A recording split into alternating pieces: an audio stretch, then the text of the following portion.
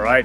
Hey, good morning. I got coached by our chief financial officer once, and she said, Dan, you always want to start and end your meetings grounded in the same place. And so today, the place I want to ground you is in gratitude. Microsoft is so thankful for the partnership and the work that you all bring to the table every day. We understand the commitment and the sweat equity and the dedication that it takes for you to be right here in this room with us right now. And for the thousands of you online joining in this session, for the 500,000 partners around the world who choose to partner with Microsoft, thank you. From me to you, we are tremendously grateful for you. So cheers to you.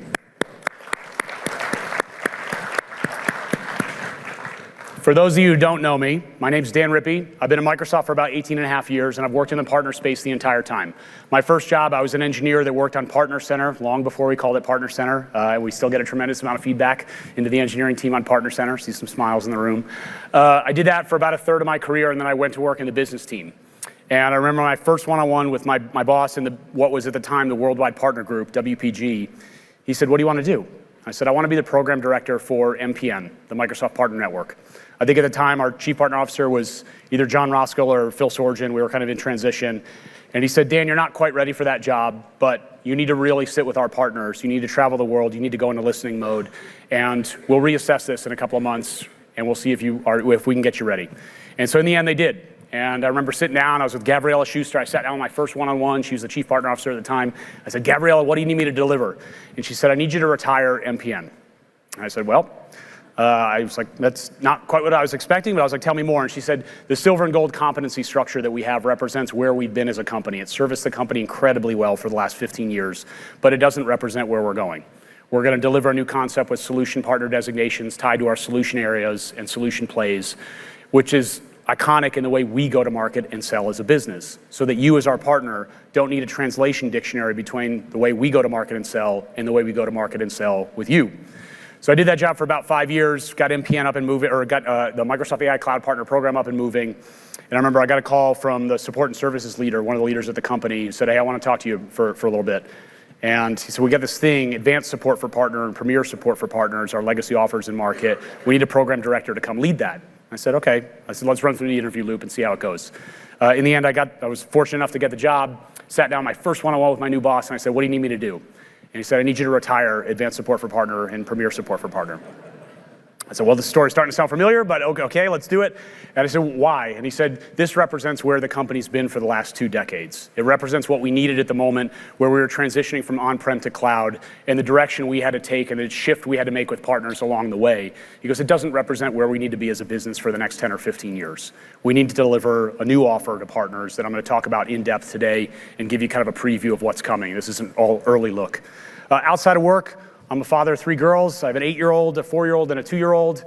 Between those 3 young ladies, my wife and my female Labradoodle puppy, I stay very, very humble every single day. They're very, very good at that. And I think my humility I bring to the stage here today because I am humble to you. I am humble to the feedback that you give. I remember Cyril Belikoff was speaking in one of his sessions earlier this week, and somebody asked him, they go, what does Ignite mean for you? And I'm going to repeat his answer because I loved it. He said, this week is about feedback. It's about Microsoft going into listening mode with partners and listening and taking their feedback, understanding where their pain and challenges are, understanding where their excitement is, and understanding where we will go together as a business for the next decade. And so I really, really appreciate your feedback. Please keep it coming. We've had thousands of visitors in the booth this week. That is the way we improve as a company. This is about Microsoft going into listening mode, opening our ears and listening to all of you. So thank you for making the commitment to be here. As a dad of 3 who's away from his family this week, I know that you're away from your family and your loved ones this week. Thank you so much. If you had to step on an airplane or a train or a bus or a taxi or an Uber, thank you for making that commitment to be here. And when you get home, please thank your family and friends for being willing to part with you for these couple of days and precious time we get to spend together. Well, as I started to build a narrative for this, we internally to Microsoft, we all kind of pushed these breakout sessions and said, hey, everybody has to anchor to Frontier. Frontier's the big thing. Judson's going to open with Frontier. Make your story about Frontier. And so I sat there with Copilot open, and I was like, how do I turn this conversation into Frontier in a way that's meaningful for me? I said, because if it's not meaningful for me, it's not going to resonate with you. And so I actually keep a notebook for every partner conference I've been to for the last 18 and a half years. We used to call it Inspire. Before that, we called it the Worldwide Partner Conference. I literally have a notebook that has notes of kind of the top of mind things for me that I left with on all those. So I took that notebook and dumped it into Copilot, and I said, help me think about this. Help me create a framework in the way I think about Frontier. Help me make it feel tangible and real to me. And so the way I'm going to do that is through a story. About 15 years ago, I remember distinctly being at the Walter Washington Convention Center in Washington, D.C., at what at the time was still the Worldwide Partner Conference, WPC. And it was those first few years where we were delivering general availability of Azure. And so the cloud was coming. Microsoft was super excited for this. Almost every developer on the planet was super excited for it. But the Worldwide Partner Conference isn't a developer conference. And so most of what I sat with at the lunch table was business leaders. And I remember distinctly one afternoon, kind of midway through the show, I sat at a table with 8 partners. I was the only Microsoft guy at the table. And I asked them, I said, so this cloud thing is coming. Cloud transformation is kind of the new buzzword. Digital transformation is going to be this buzzword it transforms into. What are your thoughts on that? I remember 3 partners said, we are so excited for this. We're in front of it. Limitless access to computing at the click of a button. This will define our business going forward. The economic model is solid. We're ready to go. Let's get ahead of it. I remember the partner to my right looked at me, and he didn't look quite as excited. I said, where are you at? He said, I don't think I'm going to be in business in a year. And I asked him, I go, why? He said, I do hosted exchange services, and I think Microsoft's going to put me out of business. And I go, well, that's a hard message. I said, can I take your cell phone number down and keep in touch with you? I can't commit to solve your problem, but I'd love to hear your story. And I did. And about 2 years later, he transformed his business significantly and found an economic and profitability model that really worked for him. He took off. 3 years later, he was 10x bigger. 4 years after that, he was about 40 times bigger than where we sat in that moment. So he didn't go out of business, but he did transform significantly. And it required a lot of sweat equity and a lot of thought from his leadership team to figure out how to do that. And then I remember the other 4 partners at the table. I said, what do y'all think? They go, look, this is pretty exciting. We know where Microsoft wants to head. We see this kind of promise of the future that we can deliver together, but we're not quite sure yet how we're going to get there. And I said, you know what? I go, I think that resonates with me the most of all the stories that I heard at that table. And I think it probably resonates with all of you on where you are in this moment. The hype curve has kind of come, and now we're kind of on the reality curve of where we're going to be together. But we know that where we are in this moment, will redefine the next 2 decades of computing and technology on the planet. We know that our businesses need to transform around that. We kind of have an idea of how to load our wagons with the right stuff. And we have a general map of how to get to this future that we want to be in, but we've never charted that course. And so it feels a little awkward, and it feels a little scary, and it feels a little bumpy because we know we're going to run into obstacles along the way. But our teams have the tenacity and the drive and the strength to overcome them. But the way we do that is not quite defined, because it's not like today where you can walk through a 3D map view of the place that you're trying to walk to across this Moscone area in San Francisco, where you can literally walk the journey digitally before you actually take it. This frontier is different. This frontier is uncharted territory for us. We've never had a 3D mapping software walk that path for us. We can't visualize it that way. And so it feels a little scary and a little awkward, but it also feels pretty exciting. That's the way I interpret frontier. So I hope that resonates with you. The thing that I want to land is that those obstacles that we talk about are the things up on screen. This is the stuff that we know gets in your way. This is the stuff we know you need to load your wagon with along the way. And so support and services becomes pivotal to that. We know that as you embark on this new journey, you're going to run into hiccups and roadblocks and speed bumps, and you're going to need to lean into Microsoft when those things happen. You're going to say, Microsoft, I'm not totally sure what to do here. Can you please help me? And so we're going to create the mechanisms and the backing for us to be able to do that effectively for you. Hold me and my team fiercely accountable. That is my commitment to the 625 people in this room and the thousands of people on the phone who are joining us online, who are joining us digitally. To show you how we're going to do that, I want to demystify the landscape. I actually started using this slide internally at Microsoft as a way for us to just have a common baseline understanding of the way we deliver with customers. And I asked somebody once, I said, do you think this would resonate with partners? We're getting ready for Ignite here in about 2 months. They go, absolutely. Bring this with you to the session, put it at the top of the list of things you talk about. So if we start at the customer as the focus of this conversation, we think about large EA customers, Walmart and Pepsi Cola and Nike. These customers most likely will work directly with Microsoft. They'll acquire their licenses through us, potentially with the help of an SSP or what we used to call an LSP partner. But at the end of the day, the big commitment and expensive thing they're buying is being bought directly with Microsoft. We know these customers have concerns, and they say, hey, if this thing breaks, who do I call? And the answer is you call Microsoft. We will get on the phone with you, and we'll help you work through this. The way we deliver through that is Unified. Unified is the portfolio of services and support that we deliver to those customers. We also know that we're on this journey for EA to CSP transformation. If you look up Microsoft's publicly available revenue, we made $250 billion last year as a company. About 50 or 60 billion of that was commercial licensing. We also know that about a third of that comes through CSP and 2/3 of that comes through our EA channel. If you listen to Judson closely on his opener and Ralph after him, they're effectively inverting that. You've seen that in the way we've redrawn the CSP lines. You've seen the amount of business we're bringing into our CSP ecosystem. You've also seen the partner program leaders under 𝗦𝗲𝘀𝗀𝗀𝗀's team increase the bar of expectations on CSP, because there is more we need from you now than we have ever had in the past. Support is core to that conversation, and we have an opportunity to overhaul it. So if your CSP customers are buying, effectively they have two mechanisms to buy today. They can either buy through a direct bill reseller, which, looking at friends in the room, is many of you, and looking at indirects, a couple in the back, is also quite a few of you.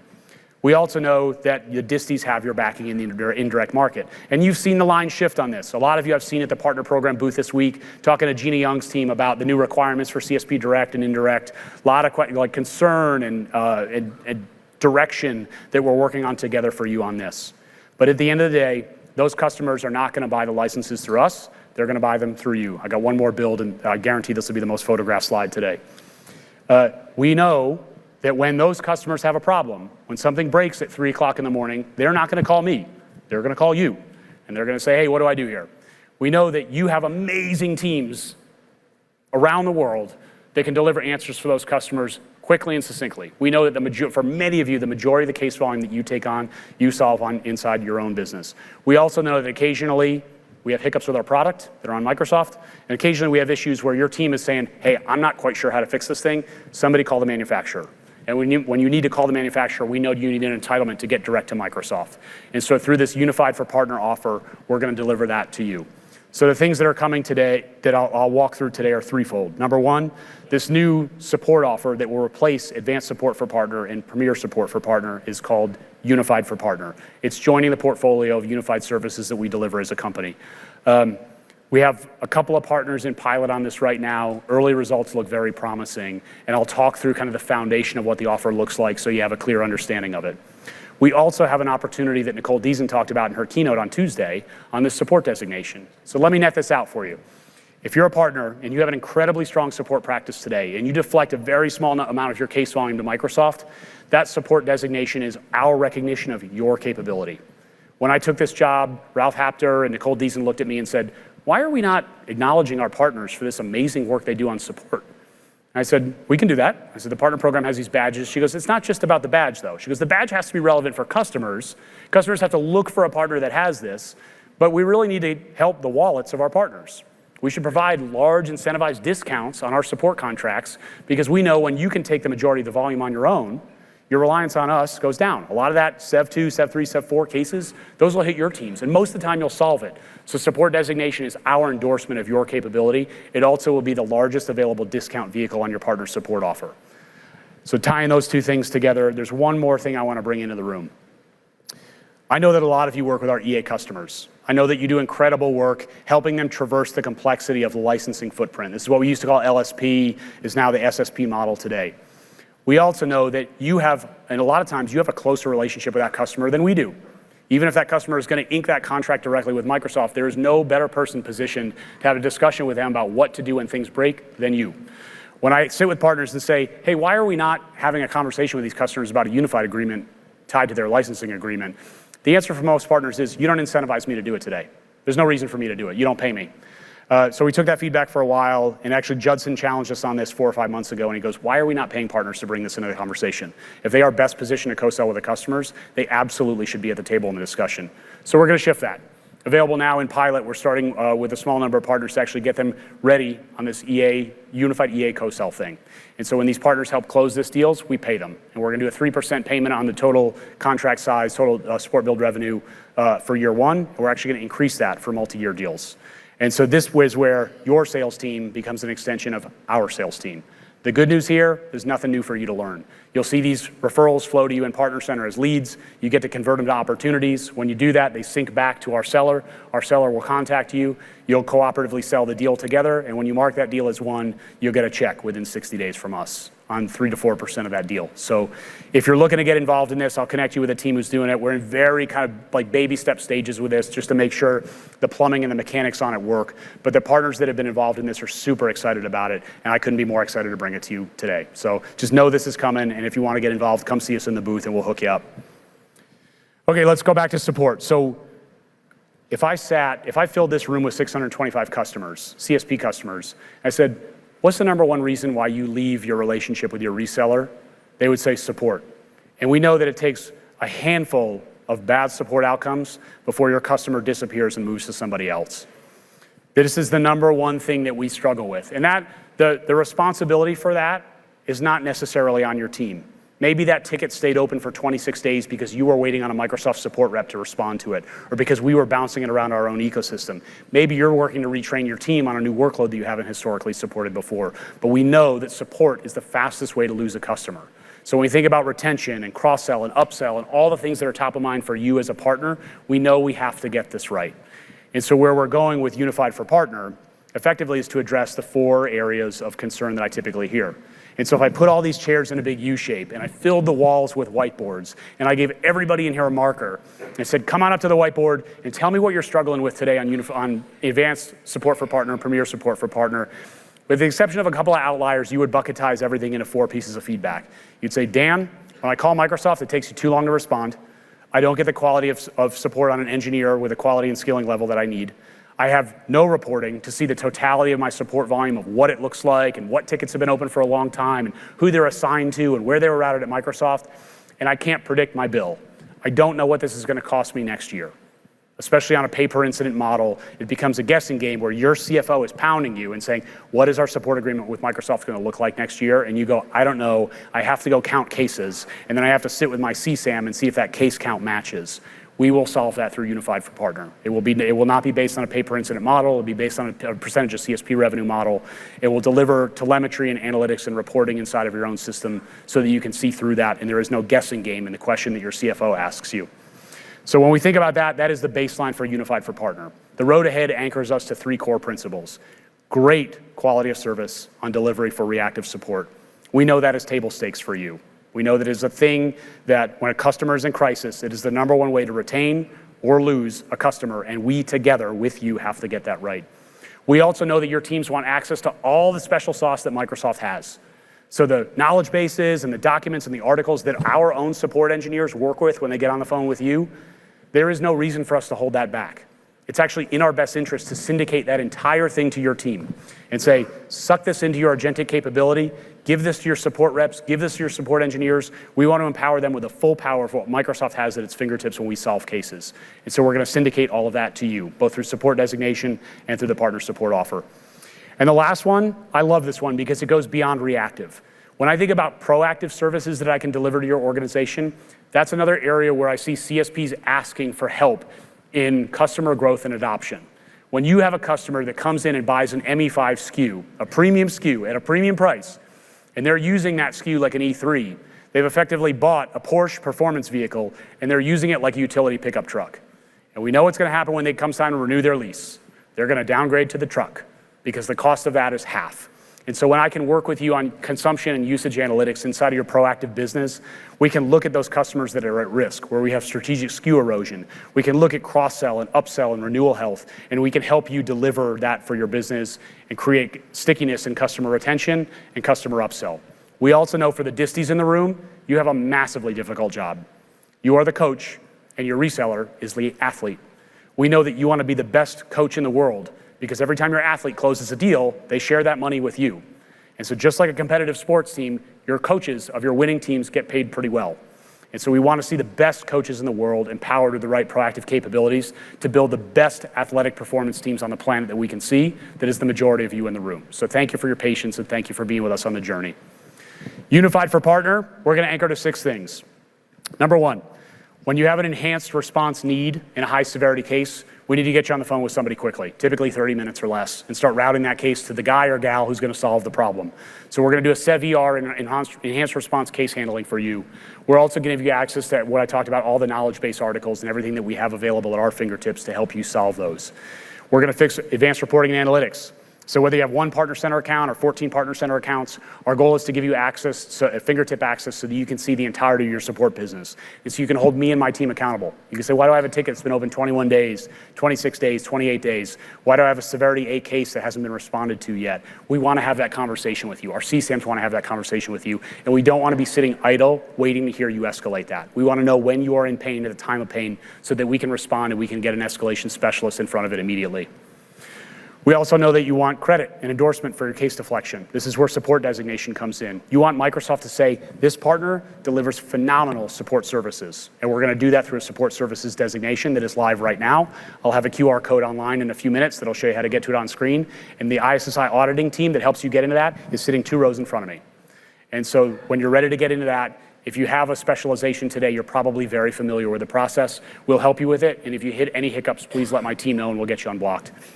Last 2 things is monthly invoicing, predictability on how you pay and what your costs are. And the final one is the most exciting one for me. I call this today the swivel chair problem. Effectively, you have a customer who gets stuck and their thing breaks at 3 o'clock in the morning. They hand it to their IT guy or IT gal who bangs on the hood of the car for a while and tries to fix it, says, I don't know what I'm doing, call the reseller. They take that ticket, hand it to the reseller. Reseller picks it up and says, step 1, is your computer turned on? All right, step 2, let's get through some troubleshooting steps with you. They take that ticket, they work it anywhere from 3 hours to 3 weeks, depending on complexity. Let's say it's an indirect reseller. They say, we're in over our head, somebody call the disty. Disty takes the ticket, says, hey, what's going on? Step 1, is your computer on? They say, start at step 19, please. We've already done the first 18 steps. Disty says, all right, let me collect a bunch of logs and telemetry files and let me see if we can figure this out for you. Disty says, this is pretty gnarly. We're in over our head. Somebody call Microsoft. You go in a partner center, you establish entitlement, the fact that you actually have the authorization to work on your customer's behalf. You establish GDAP on behalf of Access. We send you out to the product portal where the support is, whether it's BizApps or Modern Work or Azure. And we say, hey, what's up? You go, I'm having a problem. We go, what's the problem? You start to define the problem in the product portal. Support engineer calls you back and says, hey, step 1, is the computer on? You go, yeah, we're at like step 29 by now, bud. Can you just hit fast forward on that? It's like being on the phone with a 1-800 number for like 3 hours, you get disconnected, and the next rep, you get to explain your problem an entirely second time too. We're gonna enable an API bonding capability where your ticketing management system and our ticketing management system can come together as one. So all the telemetry and log files and everything you've collected from your customer, everything your support engineers have been doing as they bang their head against the wall trying to fix this, we'll have access to all that. So when you flip that case and say, Microsoft, I need your help, we can start at step 29, not step 1. Sound all right? All right, cool.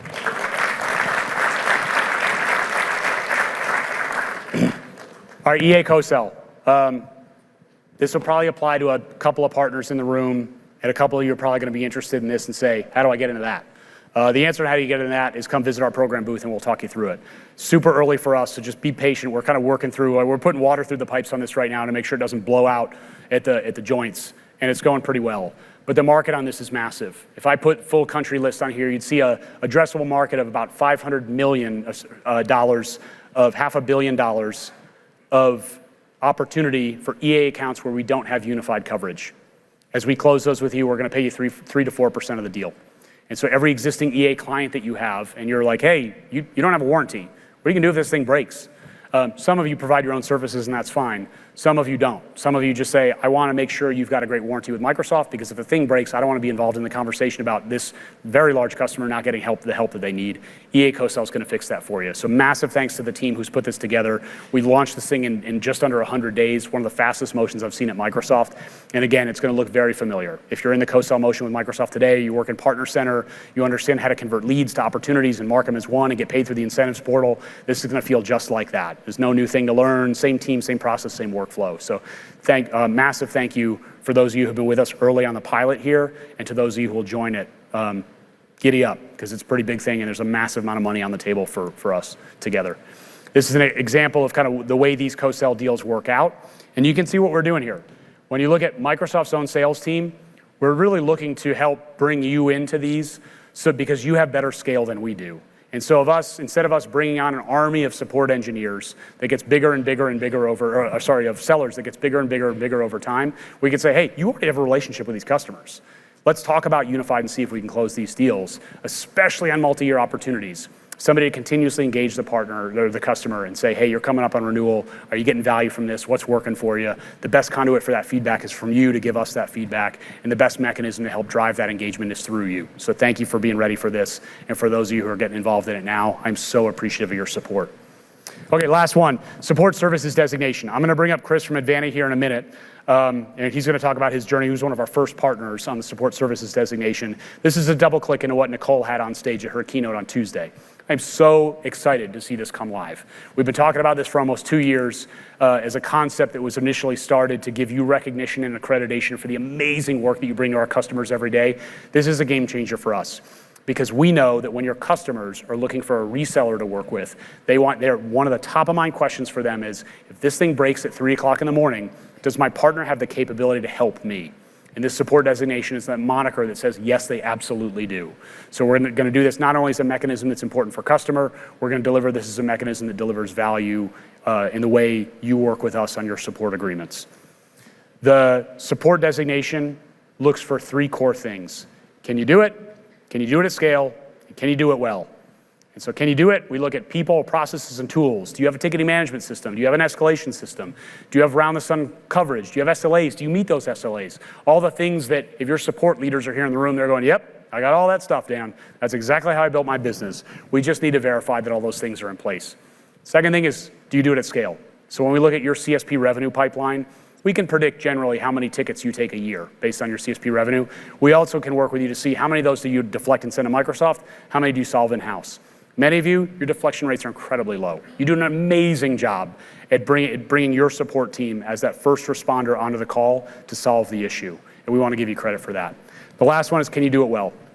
If we look at a sample set of your customers and we survey them and we say, hey, are you getting a 4.8 or 4.7 star rating out of your partner? Most of the time your customers say, yeah, my partner's incredible. I call them, they solve things for me, everything we need gets done. Our auditing team will go through that with your team, and we verify these 3 things. We celebrate the support designation with you.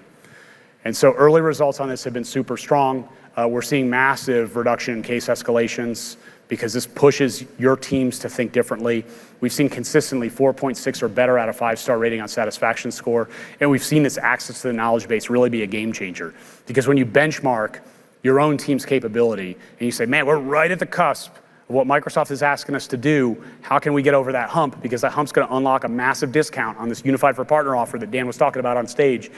Those small things make a difference, and access to this knowledge base a lot of times can get you over that hump. So let us know how this is going. It's brand new. I've launched 8 different designations in my tenure with 𝗦𝗽𝗍𝒂 at Microsoft. This is number 9. I'm so excited for the team that brought this online. It's so thankful for the tenacity and the work that you all put in place. We have a handful of partners that have already earned this. They actually earned it days and weeks ahead of the announcement that Nicole made. And we've probably got 100 requests for sign up for partners in the booth this week. So I'll show you here the QR code. If you want to get involved with us on support designation, you're like, where do I get started? The answer is get started with this QR code.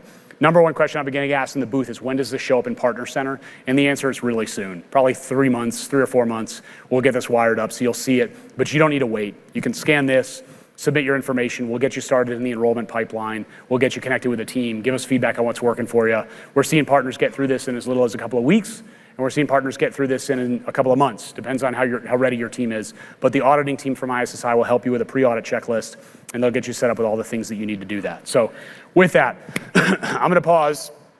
Chris from 𝗦𝗀𝗀 is going to come up and join me. Chris's team was one of the first partners to earn the Support Services Designation. Chris, thank you so much for your help on this. Thanks, Dan. You guys have been incredible. Thank you. I'm going to turn it over to Chris. Thank you. The results his team has seen on this since they earned it have been phenomenal. This is a showcase case study of what happens when you go after this type of endorsement. So Chris, take it away. Thanks, Dan. All right, so really happy to be here and give you almost the partner view of how it's been for us and why we thought this was really important.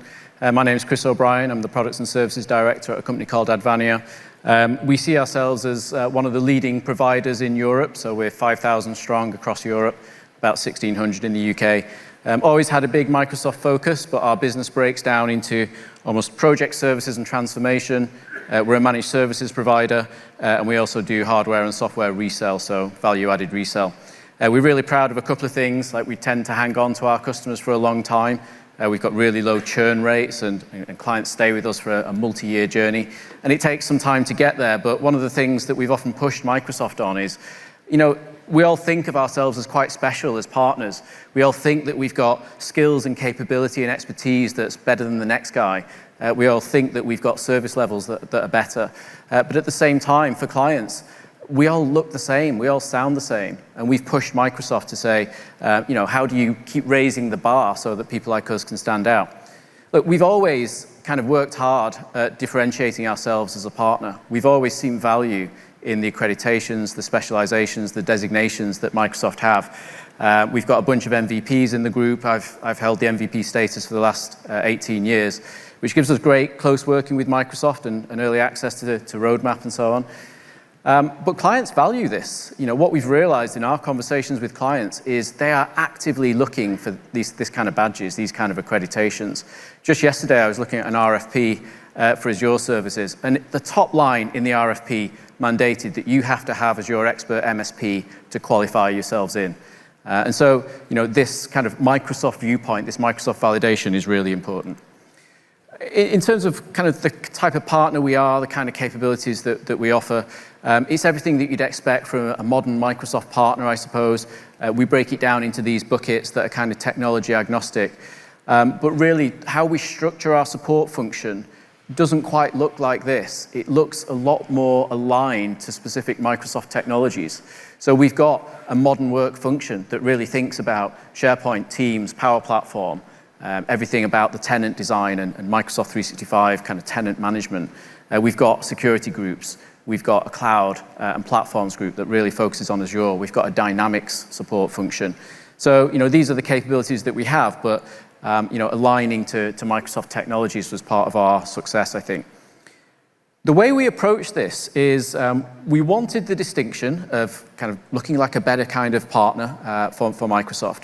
But what we thought is we're coming into this huge wave where everybody's transitioning to CSP and looking a little bit different, looking at a higher quality of partner is just becoming increasingly difficult. We saw support as being the real differentiator here, but you need to evidence that. Otherwise, you're just another partner that's saying, we're amazing at support and we're going to get you to the right outcomes. So we were looking for things like this. And one of the reasons really is we want a different kind of relationship with our clients. We want to be truly embedded. We want to really understand what drives that business and how their technology landscape and licensing looks like. And we want to bring our expertise that we've invested in, all of the accreditations and certifications of our people, we want that to really shine through. And while we've got Microsoft at the back end, and we're kind of qualifying for a higher level of support and a deeper integration and better access to knowledge and so on, we saw it that every case that we pass through to Microsoft is actually a missed opportunity for us.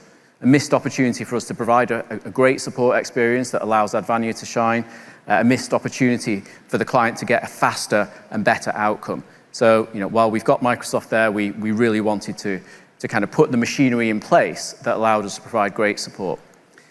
A few things that made it work for us. So I mentioned how we structure our support teams, very in line with how Microsoft technology operates, deep expertise in specific areas. But it's a few more things as well. So, almost like the culture that you have amongst your support function, we embedded this idea that if you're the group to take care of this ticket, well, you need to own it from the beginning to end. Not bouncing it between assignment groups and different teams and, well, this almost falls between the gaps, so, we think you need to do this. Just own it from beginning to end and make sure that, you're fronting the communication to the clients. Everything that we did around training and accreditation of our people, so we invest in the certifications. We also incentivize them, so we make it worth people's while to spend time on study. We give them the time, but we also kind of give them Amazon vouchers and other incentives to get through the exams. We make it so that it's a valuable thing rather than a chore. And that gets you to a great kind of position where you've got a really talented workforce, real specialism, real depth of capability, but you kind of had to put some things into that to get there. One of the other things that we did, and maybe this is worth thinking about, we thought about, we're at the forefront of AI, or we like to think we are. We're doing a lot of AI and data transformation for our clients. We're doing broad Copilot adoption programs. We're implementing Azure AI platforms. What does it look like for our support function? How do we leverage this ourselves? And so one of the investments that we made is to give everybody a full Microsoft 365 Copilot license, including our support function. We also built out an Azure AI platform, and we tailored some of our support content, including the documentation about how to interact with Microsoft, when a case can be escalated, what criteria, how to think about this, how to do the communication and the process. Put this front and center in our AI tools so that when an engineer can't quite remember the process for escalating with Microsoft, they just go to the AI tool and it gives them great answers. Plus all our standard operating procedures and sort of client-specific knowledge bases really put them front and center in our AI tools. And we have two flavors of AI tools. So we've got Copilot, we've got our internal Azure OpenAI platform. Engineers use both, and they use it to really understand how to work with Microsoft. But what they also do, we look at the analytics, and our support function is operating better than ever. People have stopped using Google to go find out, how do I write the PowerShell script to close this port on a Cisco firewall that's this model? Our entire support function of 400 or 500 engineers, they've really stopped using the internet like that to get to that technical answer. They're coming to our AI tools that can go out to web search, that have got our client knowledge bases, really understand everything that's in the model. And that's how they're getting answers. And that's allowing them to move faster as well. So investing in the AI support that your support function has, we think that's a vital part of this. So look, we're really proud of the outcomes that we've got to. So if you look at our kind of case volume, and this is the kind of thing that you'll get audited on if you go for the designation, we've got that kind of volume of cases, nearly 220,000 in the period assessed. And the ones that we route through to Microsoft, it's really things that we have no control over. Maybe it's some kind of Microsoft 365 quota increase that we don't have the knobs and levers for. Maybe it's just a transient performance issue in Microsoft 365, but it needs to be investigated. Maybe it's something else about just a really odd tenant issue that comes up and then maybe disappears. That's the kind of stuff that we're flowing through. Everything else that we're trying to deal with and making sure that we've got the function for that. So that led to this pass-through rate, which is less than 0.002%. And we're really proud of that. That's what we think great support looks like. It gets validated through the audit. And the audit, it takes some work to get through that. Your support function needs to be efficient, but you're going to be analyzed on your case volumes, the closure rates, everything about how those cases are progressing through, the customer support level of satisfaction, essentially. And that's not just, how satisfied are you on a 1 to 5 scale. You have to evidence that you're asking deep questions that are really going to tease out whether your clients are truly happy with you. And this is the kind of thing that you'll be assessed on. Just in terms of kind of things that we had to put in place and work that we had to do versus things that we didn't, we thought that we'd probably be in a good position, or we hoped that we would be. We found that we did have some things that we needed to do, some things in tooling. So you need to really be able to report accurately and segment the cases that you do escalate to Microsoft. And we had to make some changes in ServiceNow to add a couple of fields and drive some new dashboards and things like that. So some small investments there. I mentioned the work that we did around elevating our operating procedures to AI, marking them as authoritative documents for our tools to find easily. And just a couple of other things around grouping cases together where it's essentially the same issue, but we're kind of logging a single case with Microsoft. But that list on the right there, maybe that's the thing to consider about whether you have these things in place already or not. For us, we did. We're a managed services provider, so over the years we've built out a really mature ITSM practice, lots of consideration about the service design of this 500-strong unit, different levels of L1, L2, L3, different processes for triage and kind of reassigning cases and so on, escalations and lots of SLA and OLA measurement. But also the continuous improvement. That's a dedicated function with full-time people in those teams that make sure, as technology evolves, as the needs of support change, we're actually learning from places where we need to raise one of the bars on the graphic equalizer. But all of those things, you will need a mature support function, or you will need to be evidenced that you can do support well. It will involve having a robust ticketing system, being able to evidence SLAs, being able to kind of demonstrate that you can flow a ticket through a case, through a ticket process and do a great job of it. So maybe some of the things to think about.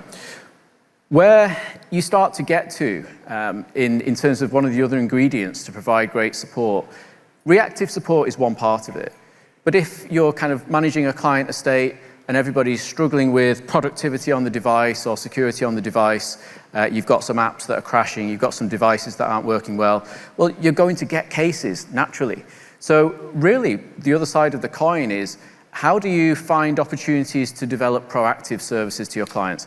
This is one of the reasons why we wanted this type of relationship with our clients to be embedded, so that we can say, hey, we're doing a great job of the cases that you do raise, but we can get you to a point where you're raising far fewer of these cases. So one example is our managed device service, 𝗦𝗽𝗲𝗸𝗀 managed device. And this is really about us applying security baselines to the device, kind of mandating certain patch levels, running Windows, running Microsoft Edge, and our clients subscribe to this, but they do so because it's in their interests as much as ours. This tends to be a win-win. They're getting better productivity, security, their people are raising fewer cases with us, but also our cost to serve decreases because we're no longer getting that caseload. We've dealt with this at the front door, and you're almost preventing the cases from happening. So, this is the opportunity in some ways. It's get to a great point of support, then you've got that embeddedness, you really understand the client. When you go to them to say, hey, we can make this even better, we've got this service, here's what the pricing looks like, here's what the scope looks like, here's what the outcomes that we're going to get you to. You've earned that trust, and now your support levels can go on even further. So it tends to be this kind of virtual cycle. So I suppose the wrap up then, from the partner side, we saw real power in this. Every partner looks the same, switching is easier than ever, and you do need to find ways of distinguishing yourself. And our clients genuinely ascribe value to the validation that Microsoft do. The fact that it's also an independent audit really helps. So, if a client was saying, well, I love the fact that Microsoft are validating partners in this way, but it's just the Microsoft view. Well, it kind of is, but there's also an independent audit involved, and our clients take something from that too. The reality is, you're being compared against a longer list of partners. When one of your client organizations or a prospect is trying to find a partner, they're probably not shortlisting 2 or 3. You end up with a long list of 10 because it's just so easy to find a partner out there. How do you stand out? How do you go beyond words and the claims that every partner makes? That's really what this is about. And this kind of distinction does help you win business. That's why we've consistently invested in this stuff. But the support excellence is a big part of it. And I think for different partners, you may be in a different state of readiness. Some, you might be there already and you're just almost enabling and putting the top layer on top of something that you've got already. Maybe some of you have to do some build out. But I think the question to ask is, if you don't do this, what are things going to look like in 2 years or 5 years' time? If you're not really towards the front of this train, you're probably going to find it more and more difficult to win this business because Microsoft are definitely sorting through the partners and allowing those that provide the best outcomes to clients to float to the top. So a few things that it takes to get there. It takes the technical depth and expertise. It takes a really well-managed support function. But I'd say the other part of it is just finding ways to just get to the outcome faster. Even deflecting cases that don't need to be a case. That's how you deliver great outcomes, and some of the proactive services that you get to, I think that's definitely part of it too. All right, thank you. Hey. Nice, great job, well done. Chris, just a big note of thanks and congratulations. You guys were early with us on this. We got to step through all the kind of intricacies of getting through it for the first time. We now have several dozen partners who are earning their way in the support designation. I'm so appreciative of you who are in pipeline. I'm going to close where I started, with gratitude. Thank you. Thank you so much for being here. Thank you for the commitment you made. You probably saw me checking underneath the desk. My girls are texting me saying, Dad, when are you coming home? My wife has me on TV right now at the house. They're also texting me and say, why does your voice sound so hoarse?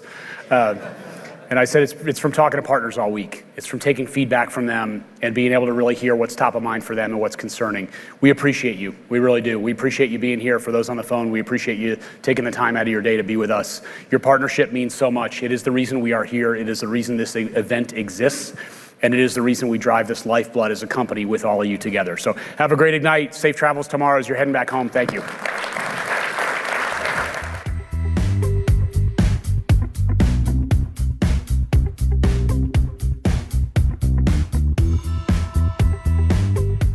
That concludes the session. Thank you for joining us and enjoy the rest of Microsoft Ignite.